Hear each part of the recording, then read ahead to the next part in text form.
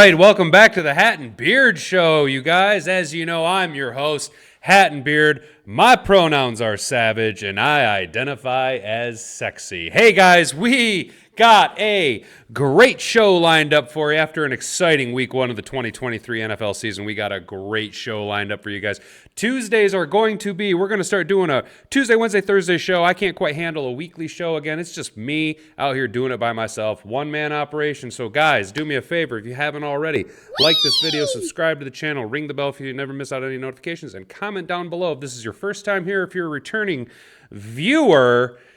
We're going to start doing things in a very regimented way. Tuesdays are going to be our Around the League, where we're going to catch up on any and all games that happened in this past week's schedule. Wednesdays, we're going to get into some hometown cooking, where we're going to talk about the Detroit Lions and their upcoming matchup. And then Thursdays, we're going to do our predictions, our last-minute thoughts on the Detroit Lions, and where we go from there. You guys, we got 3 shows coming out a week: Tuesday, Wednesday, Thursday. Please tune into all of them. I greatly appreciate it, you guys. Wow, this has just been such a pleasure. I'm such a lucky boy. Now that we got that out of the way, ladies, gentlemen, cats, dogs, everything in between, let's go around the league with Hat and Beard. Let's talk about buttered sausage. Talk about buttered sausage, where it comes from, what it does, why is it doing what it's doing. Get it out of my face. What about buttered sausage?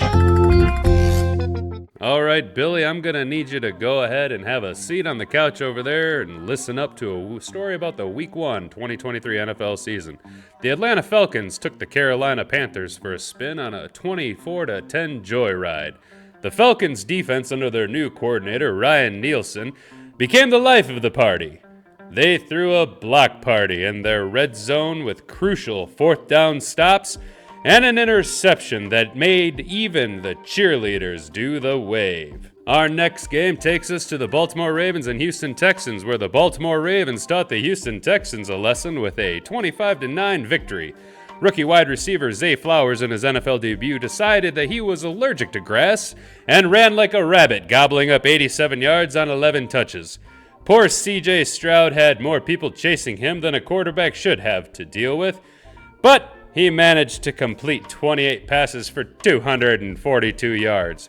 Will Anderson Jr., the 3rd overall pick in the draft, got his first sack of potatoes on the ever-elusive Lamar Jackson, proving that I know nothing about the NFL. Our next game, we're going to go to the Battle of Ohio, where the Cleveland Browns put the Cincinnati Bengals in timeout with a 24-3 victory. The passing offenses for both teams had a who can throw the worst contest, with the recently paid Joe Burrow winning that battle, throwing for just 82 yards and no touchdowns. Deshaun Watson did better, but he also gifted a golden ticket to Bengals' Dax Hill with an interception. Meanwhile, Nick Chubbadub ran so much he should have asked for frequent flyer miles as he got rolling on the ground with 106 yards. San Francisco threw a defensive party and invited the Pittsburgh Steelers, winning 30-7. TJ Watt was the lone star for the Steelers, getting 3 sacks, 2 forced fumbles, and 5 quarterback hits. At this rate, they might as well just change the Defensive Player of the Year award to TJ Watt's permanent trophy. The Tampa Bay Buccaneers barely scraped by the Minnesota Vikings with a 20-17 victory. Rookie Jordan Addison, the newest magician to that offense, pulled out 4 catches on 6 targets. Justin Jefferson did his usual magic tricks, and together they reminded us that we're still trying to figure out where exactly the rabbit goes in this act. In an epic showdown, the Jacksonville Jaguars tamed the Indianapolis Colts, winning 31-21. Calvin Ridley returned like he'd never left, catching everything thrown at him, including some lovely comments from quarterback Trevor Lawrence. 8 receptions, 101 yards, and a touchdown. He's back and better than ever, and that's something I'm willing to bet on. The Washington Commies unleashed their inner gladiators, defeating the Arizona Cardinals 20-16. Montez Sweat and Jonathan Allen decided to play with their food, recording sacks, pressures, and dominating like they were auditioning for the NFL's Got Talent. The New Orleans Saints barely squeezed by the Tennessee Titans with a 16-15 victory. Rookie Brian Brisee made his NFL debut with a half sack and 2 quarterback hits.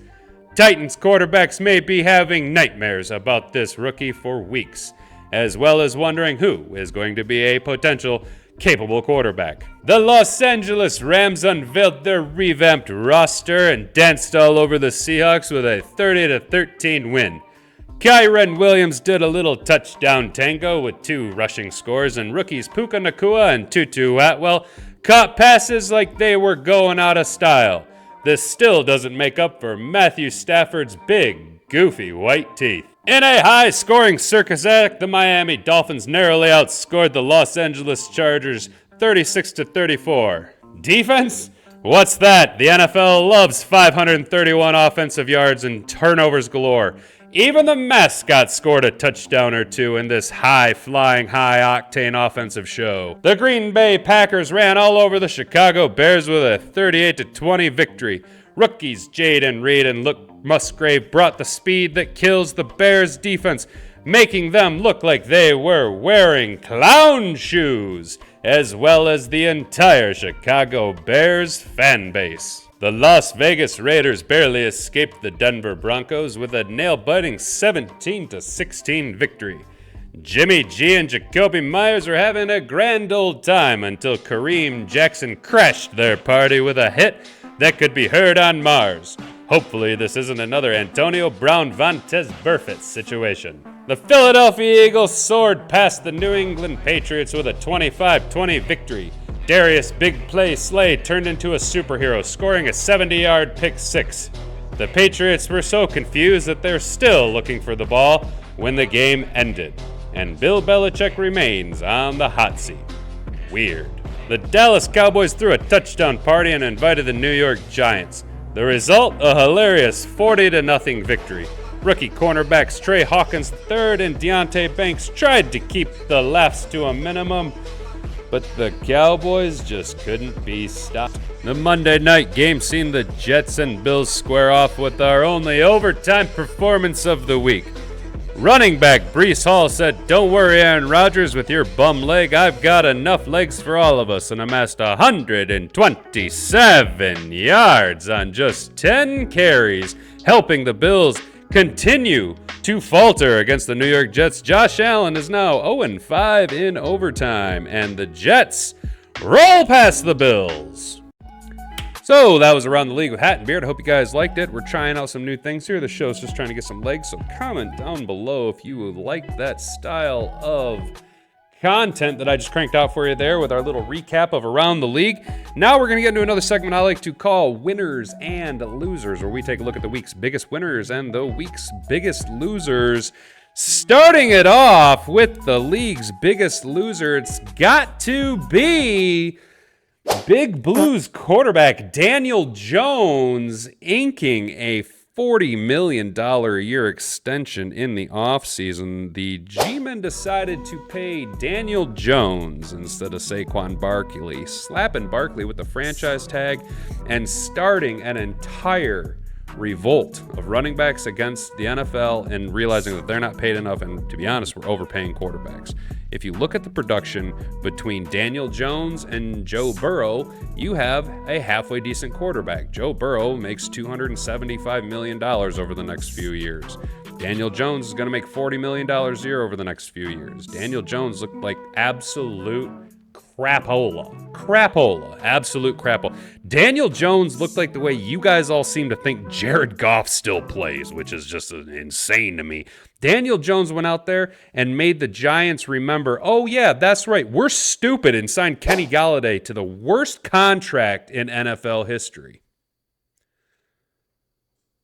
Biggest winners this week has got to be San Francisco 49ers quarterback Brock Purdy. A couple years ago, Brock Purdy, you guys might not remember this, Brock Purdy was taken so late in the draft that there's a little joke on him. He was the last player taken in the draft, tagged Mr. Irrelevant. And all Mr. Irrelevant's been able to do in his very short NFL career is make it to the playoffs, unseat Jimmy G from his starting position. And, oh yeah, that's right, all them picks that the San Francisco 49ers had and used to get up and get Trey Lance, well, Trey Lance is now a Dallas Cowboy because a little Mr. Irrelevant named Brock Purdy came and took your job.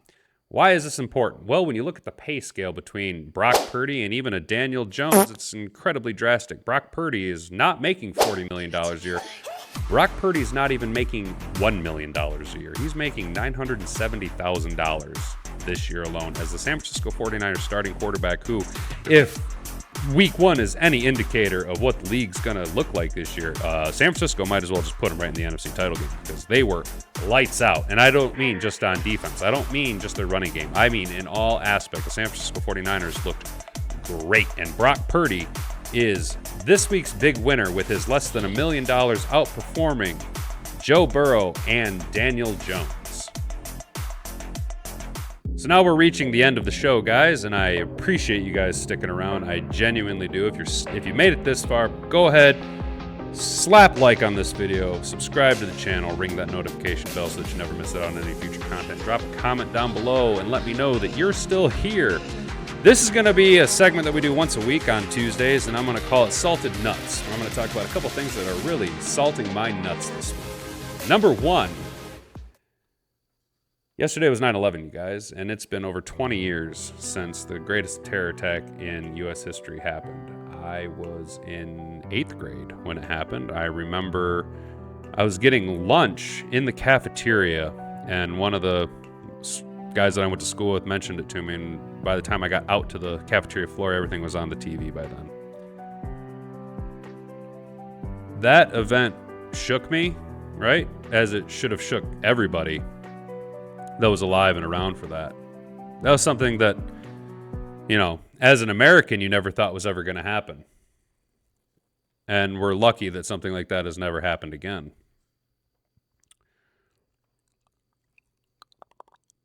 But it's been 2 decades. And when it happened, we said that we would never forget. The memorial down at MSU, there was maybe 24, less than 36 people at the Rock. And people have to sleep at the Rock overnight because when American patriots go down and put American flags up and paint patriotic symbols, remembering the almost 3,000 people whose lives were taken from them unjustly, unfairly, and prematurely. There are such vile, awful, cowardly people in this world that they come to this country and they reap all of our benefits and take all of our goods and consume and produce nothing. They come over here and they talk shit about America, and they crap all over our values, and they do things like remove flags and patriotic symbols from 9/11 memorials. Now, whatever you think about 9/11, that's you, man. I myself don't really buy into the whole narrative. You know, I look at Tower 7. How did Tower 7 just magically fall? I look at things like, gee golly, jeepers, gee willikers, gee whiz, Batman. If you follow the old money trail, there is a direct correlation to our invasion of Iraq and the opioid epidemic in the United States. You know, all we did over there was grow heroin, right? We couldn't grow anything else over in that backwater cave, third world shitbox of a country that has no business with Western influence in it. Let them do their thing, man. Stay out of that nonsense.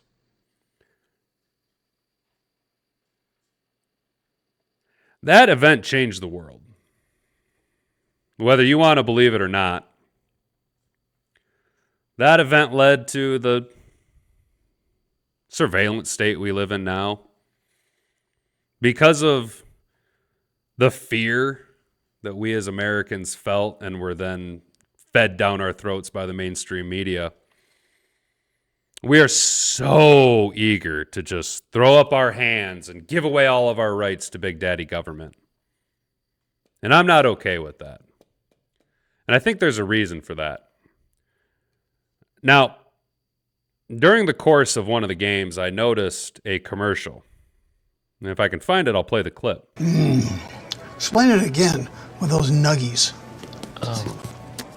At some point, he used the word nuggies when talking about chicken nuggets.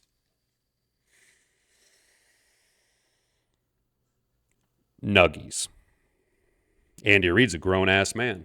I hate using it just for the purpose of this video. We as a society have failed as men.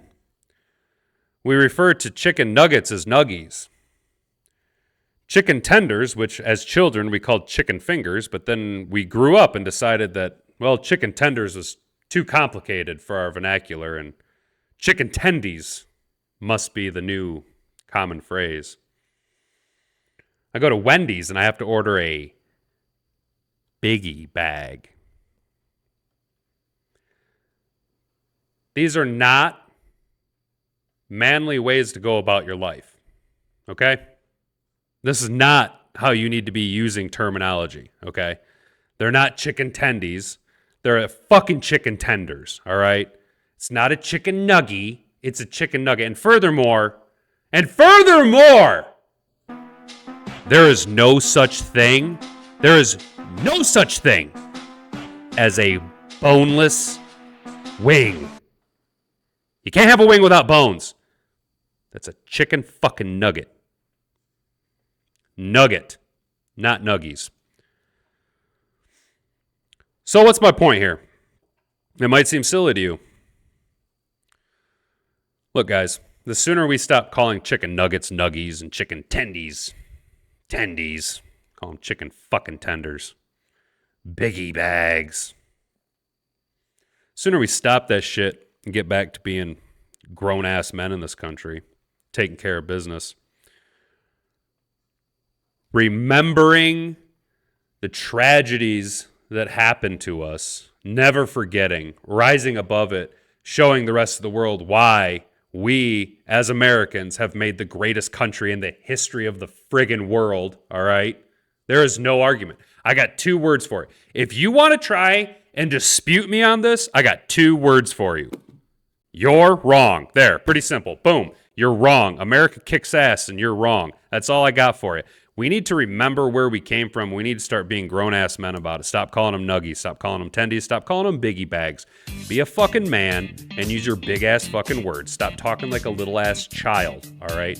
Be a grown-up, and culturally we will ascend. If you continue this deranged, childlike behavior, okay, then you will have a deranged, childlike civilization, okay? And what we need here is to elevate everything, all right? We need to rise everyone up. We need to pull ourselves up out of the ashes, okay? This country is falling apart, and it's because people want to use nuggies, tendies, biggie bags. It's bullshit, and I'm not here for it.